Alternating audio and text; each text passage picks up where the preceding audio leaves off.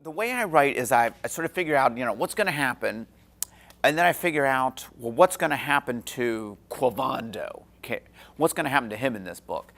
And it might take me a couple months to figure out what's going to happen to each character in the book. And then I just sit down and I try to think like Quavando.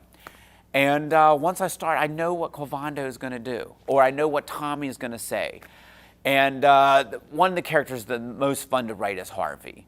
You just think, what's Harvey going to say? How's he going to be a jerk in this situation? Because the poor guy, a lot of kids think Harvey's the bad guy. He's not exactly the bad guy. He wants to be a good guy. He just doesn't know how. And you just know that Harvey's going to say something that he thinks is funny, and everybody else is going to think it's obnoxious. And so he's actually one of the most fun characters to write. Like, there's a whole chapter in the new book, and it's nothing but Harvey going, I was right, I was right, I was right, I was right, I was right. And, I personally wouldn't necessarily think to write that. But once I sit down and I'm like, how does Harvey respond to the situation? I just know what Harvey's going to do.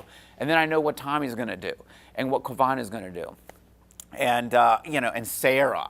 Sarah is this character who, she started out as she was going to be this girl that Tommy was crazy about. But now she's her own character, and I know what her response is going to be. I know what she's going to say.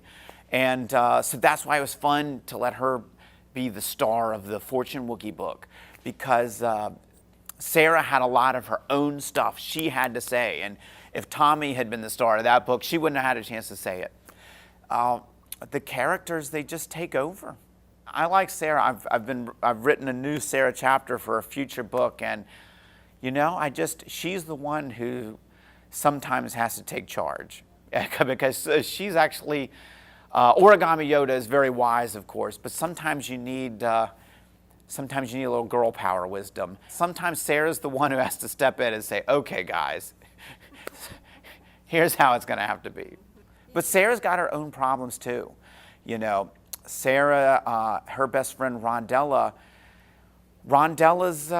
getting interested in boys and clothes and different stuff from Sarah. And it's tough times for Sarah ahead because she's got to deal with maybe losing her best friend.